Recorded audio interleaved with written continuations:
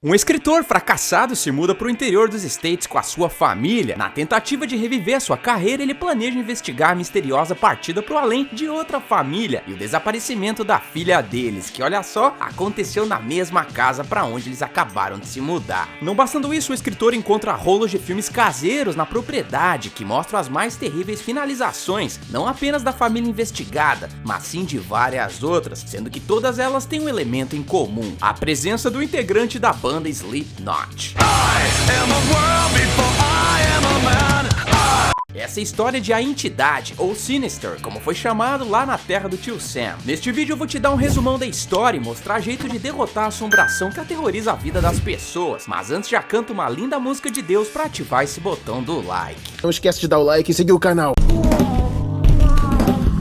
O filme se inicia quando vemos uma filmagem retrô de 4 pessoas brincando de gangorra com um tronco de árvore que está sendo serrado. Infelizmente, a física do filme é realista e eles levam a pior abrindo a nossa contagem de presuntos. Já era! Algum tempo depois, vemos a família Oswald se mudando para essa mesma casa. Temos a mãe chamada Tracy, o filho mais velho chamado Trevor, a caçula Ashley e o pai Ellison. O que me leva a pensar no porquê do roteirista não ter criado um nome mais americano para esse cara, como Dave ou John, porque ninguém merece ser chamado de Ellison. Nome bosta, eu tenho consciência disso. A gente descobre que Ellison é escritor de livros sobre investigações criminais. Ele basicamente acha que a polícia não é muito competente em encontrar soluções para crimes nefastos e fala disso em suas obras, o que torna meio impopular com os oficiais da lei. No dia da mudança, Ellison recebe uma visita do xerife da pequena cidade, que não tá nem um pouco feliz com a mudança dele para essa propriedade. O xerife ainda pede que ele se mude de volta para onde veio, mas Ellison se recusa, já que o plano dele é investigar o que aconteceu com aquela família na árvore e onde tá a filha desaparecida dele chamada Stephanie. Você é o bichão mesmo, hein, doido? A sua mulher então pergunta o porquê do xerife ter passado por lá e questiona se eles estão morando numa cena do crime, o que o escritor jura de pé junto que não. Aí já vão 2 dicas pra derrotar esse longa. Primeiro, nunca se mude para um lugar onde as pessoas foram brutalmente finalizadas do plano terrestre. Segundo, nunca minta pra sua mulher, ela sempre vai descobrir e fazer da sua vida um inferno. O plano de Ellison é ter inspiração para escrever o seu 4º livro, já que os 2 anteriores venderam tanto quanto os ingressos de Shazam 2. O destino então resolve ferrar mais um pouco a vida do cara ao fazê-lo encontrar uma caixa dentro de sua própria casa. A embalagem tá cheia de rolos de fita que pertenceram a outras famílias, mas calma que piora, porque um escorpião vai pra cima do cara, sendo abatido pelo escritor logo em seguida. Ellison vê a primeira fita e nela a gente assiste a família do início do filme se lascando novamente. Olhando atentamente, dá pra perceber que a pessoa mais próxima do galho poderia facilmente ter se salvado se apoiasse os pés no tronco principal. Seria um saco ficar ali esperando que alguém aparecesse por um milagre, mas pelo menos é melhor do que seguir a luz no fim do túnel. O cara fica com o rabicó na mão por um momento e até chega a ligar pra polícia. No entanto, a curiosidade e a chance de ficar montado na grana levam a melhor, e ele desiste de reportar a existência da caixa do mal. Olha só, nesse momento ele poderia ter criado um backup digital dos filmes caseiros. Dessa forma ele poderia ter continuado a sua própria investigação e ao mesmo tempo ter entregado os rolos de fita pra polícia, mas deixa pra lá. O escritor fica empolgado com a Netflix medonha e coloca a 2ª fita no play. Ele vê outra família curtindo a pescaria tranquilamente num domingão, quando acontece um corte abrupto mostrando os parentes acorrentados dentro de um carro trancado com correntes. Alguém misterioso joga uma bombinha de São João caprichado, que contribui com a nossa contagem de presuntos. Antes de partir para a 3ª fita, Ellison ouve um barulho sinistro na casa, saindo para investigar. Do nada, o filho mais velho sai de uma caixa de papelão ao ter um estranho pesadelo hiperrealista. Socorro! Socorro! O escritor então leva o moleque pro quarto acordando. No dia seguinte, todo mundo vai pra escola, deixando Ellison sozinho pra assistir a 3ª fita. Nela vemos outra família que com certeza não tirou a sorte grande ao ter os 4 membros dela sendo puxados pra uma piscina. Como eles estão amarrados, não tem como escapar dessa. No entanto, não é isso que chama a atenção de Ellison na gravação, e sim a presença do integrante do Slipknot que tá assistindo tudo de dentro da água. O escritor então começa a ficar paranoico com essa treta, mas mesmo assim resolve continuar a investigação. Naquela noite, o curioso continua vendo as fitas até uma delas enrolar no projetor e a parada pegar fogo. Na ânsia de garantir que aquele material não se perca, Ellison dá uma pesquisada rápida no pai dos burros, descobrindo como remendar a fita e ainda por cima como converter tudo isso para o formato digital. Dessa forma ele pode ter os vídeos no notebook e analisar todos os detalhes sinistros. O mais bizarro é que o cara realmente encontra algo interessante no 4º vídeo, onde uma família família de 3 pessoas é tramontinada pelo cameraman. Essa mesma gravação mostra uma parede da casa com um símbolo capirotesco que Ellison não reconhece. Então ele simplesmente decide dar um print da parada. Na manhã seguinte, toda a tranquilidade do lar vai pro saco, já que a esposa do escritor desce o sabugo no filho mais velho do casal, só porque o danado desenhou os antigos moradores da casa brincando de corda com a árvore. Olha só, isso não é tão ruim assim. Na minha época de escola, a garotada geralmente caprichava no desenho dos bingolinhos alheios. Esquece isso, porque Ellison continua vendo a parada, só que dessa vez a sessão whisky com capirotagem interrompida por estranhos barulhos vindos do sótão. Cara, tá de madrugada e você tá vendo uma parada rodeada por energia negativa, o que é uma péssima combinação justamente no horário onde as forças do tinhoso estão mais ativas. Sendo assim, investigar uma parte isolada da casa é sempre uma má ideia nessas circunstâncias. Mesmo assim, Ellison vai e vê que a tampa da caixa das fitas tá se mexendo. Ao levantá-la, ele vê uma serpente de baixo que logo se apressa em fugir de lá. Olha só, o escritor aí não é especialista em cobras. Sendo assim, ele deveria ter saído desse local e ter dado uma ligadinha pros bombeiros, já que aquela espécie poderia ser venenosa e pior do que isso, tinha o risco dela se deslocar pro quarto de seus próprios filhos, caso se sentisse ameaçada naquele sótão. No entanto, o escritor fica lá de boa porque ele descobre desenhos debaixo da tampa da caixa, sendo que todos eles têm uma coisa em comum, uma figura sinistra ao lado das famílias finalizadas, que é chamado de Mr. Bug, algo como o bicho papão pra nós BR. Antes de criar uma teoria sobre o caso, Ellison cai do sótão devido a madeira estar podre e é ajudado pela polícia algumas horas depois. É aí que nós conhecemos o policial chamado Policial, já que o roteirista não se importou em criar um nome pra esse personagem. Ninguém se importa. Contudo, ele é vivido pelo ator James Hanson, que já deu as caras neste canal em 2 ocasiões, sendo a mais recente o filme Telefone Preto e no famoso It Capítulo 2. Dá uma procurada aqui no canal porque os vídeos estão sensacionais. O policial é um grande fã dos livros de Ellison, o que o faz dar uma tietada no escritor, se voluntariando para ajudá-lo nessa investigação macabra. Ellison, por sua vez, concorda e pede que o policial pesquise a localização onde as famílias foram finalizadas no churrascão do carro e no festival da Tramontinada. No dia seguinte, o policial liga para ele revelando que as 2 famílias que até então Ellison não sabia onde tinham se lascado, na verdade moraram nos mesmos endereços que as outras famílias tinham vivido no passado. O mais bizarro é que Ellison tá com a foto da assombração na tela do computador enquanto investiga os endereços, e aí que o Mr. Bug ganha a vida e olha atentamente pro escritor.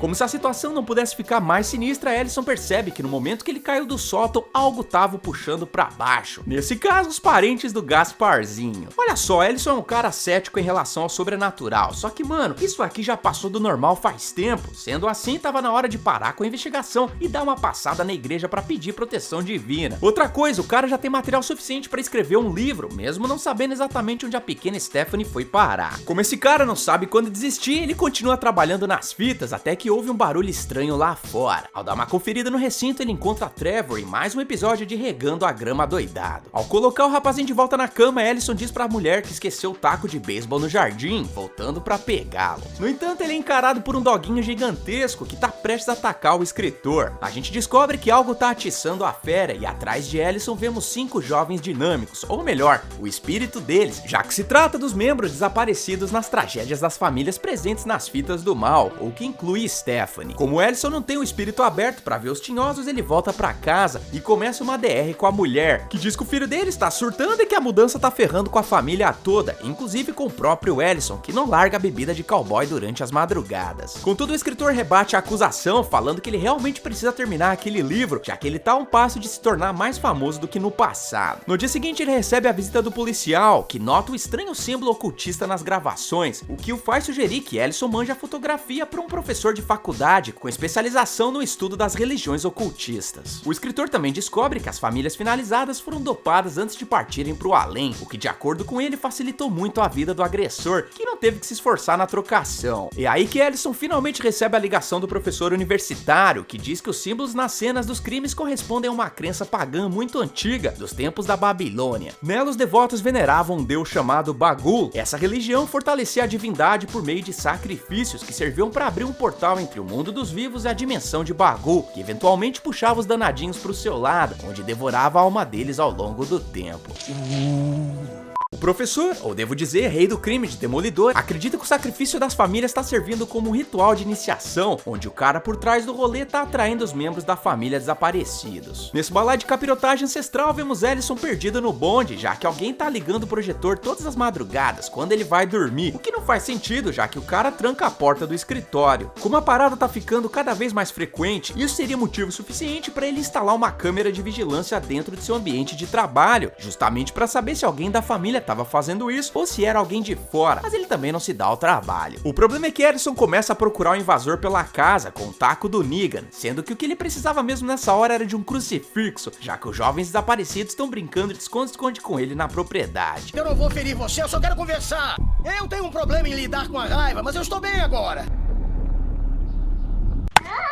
Mesmo que ele não tenha visto nada, o cara se liga que realmente tem algo sinistro na casa, resolvendo desabafar com o policial, que diz que ele, por seu lado, nunca teria se mudado pra lá, pois acredita em tudo que cerca o paranormal. Você é burro, cara, que loucura. A cereja de esterco no topo de excremento de elefante acontece quando Tracy puxa a orelha de Ashley por ela ter feito um desenho na parede da casa. Ellison se junta ao coro pra punir a garotinha, perguntando que raio de desenho era aquele. Ashley diz que foi Stephanie que mandou ela pintar ali, já que ela não queria a nova moradora pintando no quarto que um dia foi de seu irmão. Tracy então pergunta quem raiz é Stephanie, e é aí que a garota abre o bico caguetando seu próprio pai, já que ela fala que o novo livro dele é sobre essa tal garota desaparecida, que também morava naquela casa. Ih, rapaz. A mãe da família soma 2 mais 2 e descasca na orelha de Ellison, que se defende ao dizer que eles estavam à beira da falência e que essa casa tava uma pechincha. Acho que o mercado imobiliário não gosta quando os antigos moradores cortam a árvore do jardim pra brincar de gangorra. Nessa hora, Ellison tinha que ter conversado com Ashley e perguntado exatamente o que ela tinha falado com Stephanie. Informação nessas horas nunca é demais, mas ele obviamente não faz porcaria nenhuma. Ok, Ellison já sabe que a situação tá fora de controle, portanto ele poderia ter sido um pouquinho mais ativo e ter mostrado a fotografia pro professor universitário, perguntando se existia algum ritual para conter o bagulho dentro de seu quadrado, mas não, porque ele vê mais uma fita onde o cameraman amador passa o cortador de grama em cima de outros azarentos. Mais uma vez, ouvindo barulhos no sótão, Ellison vai ver o que tá pegando, e aí com o danado dá de cara com os espíritos dos capirotinhos venerando a filmagem de bagulho num projetor. O problema é que o Catiço consegue passar pro mundo de Ellison.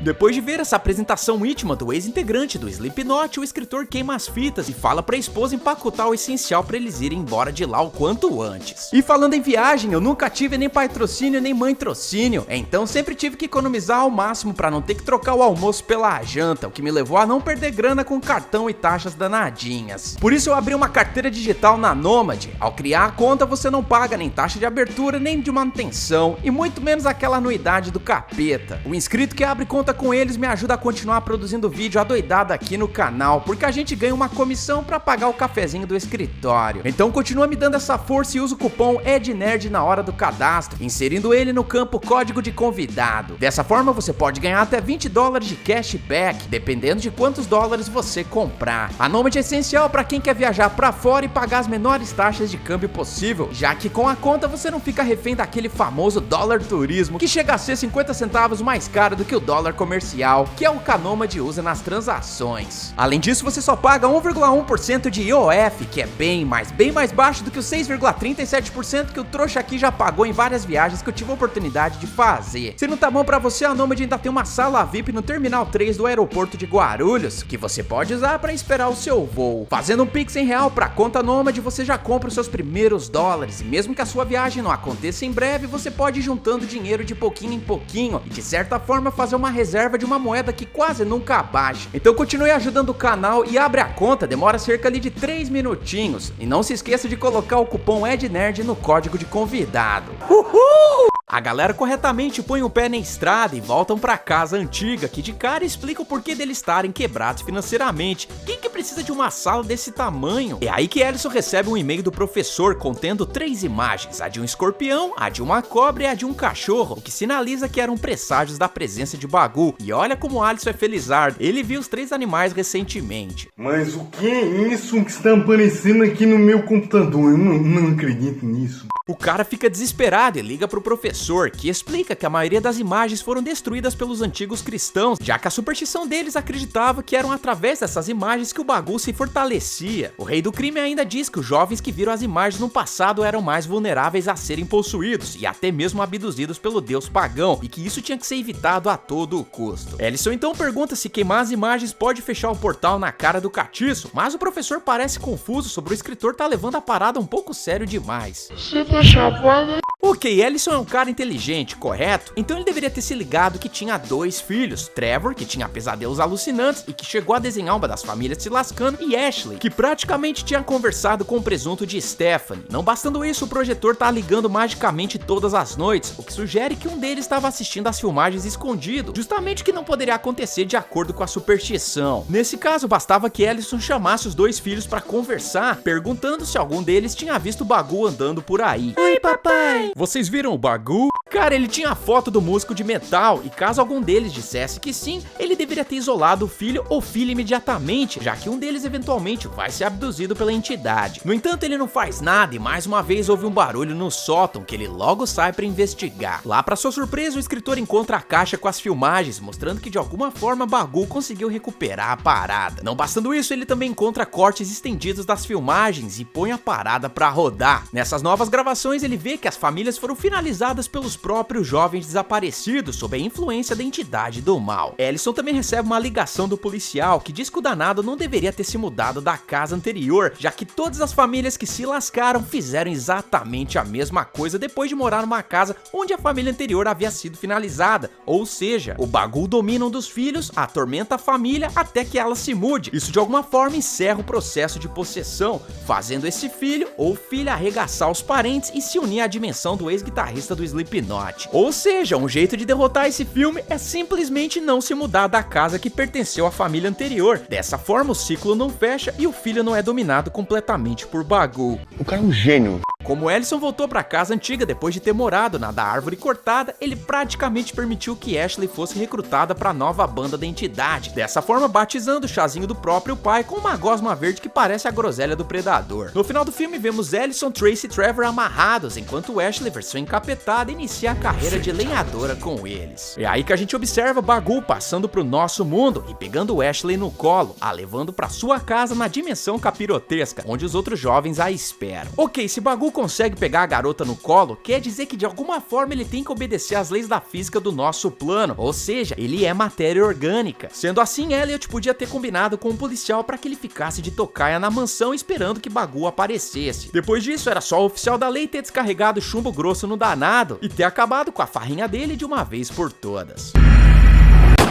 Morre! A entidade teve avaliações super positivas, tanto da crítica quanto do público, se tornando um filme cult em apenas 11 anos de seu lançamento, o que eu devo concordar, porque a estética desse longa é de arrepiar os pelos do Forevis. A iluminação, ou melhor, a falta dela, as atuações caóticas e principalmente a atmosfera da casa conseguem criar um efeito de ida ao fundo do poço, onde Ethan Hawke se encontra no final da história. Além disso, a quantidade de jumpscares não é excessiva, o que deixa a gente imerso na trama. Não bastando isso, o visual do vilão, mesmo tendo sido emprestado do Slipknot, é legal e ameaçador, fora as filmagens do projetor que foram feitas em uma câmera de 8mm, o que contribui para a estética setentista do longa. Eu só fico triste mesmo com algumas conveniências do roteiro, que acabam no final que a gente viu, já que para um escritor investigativo, Ellison com certeza não tá no time dos brilhantes Sherlock Holmes e Agatha Christie. Sendo assim, a minha nota para a entidade é um 8,5. Nas bilheterias, o filme foi muito bem, custando apenas 3 milhões para um faturamento de quase 88 milhões de doletas, o que garantiu uma sequência que chegava aos cinemas 3 anos depois. Então já sabe, grava bem esse like no dedo de vocês e coloca a frase "eu quero" nos comentários para eu saber se vocês querem ver o vídeo da Entidade 2 aqui no canal. Sem mais delongas, bora pra contagem de presuntos. O total de presuntos em A Entidade foi de 20 corpítios e o troféu Presunto de Ouro vai pro primeiro danado que teve a grama parada. Galera, enquanto a sequência não chega por aqui, faz um favor pro tio e clica na playlist que eu separei pra vocês, chamada Filme de Capirotice, onde tem outros filmes tão legais quanto esse aqui pro deleite de vocês. Eu espero que vocês tenham gostado, eu vejo vocês no próximo vídeo e valeu!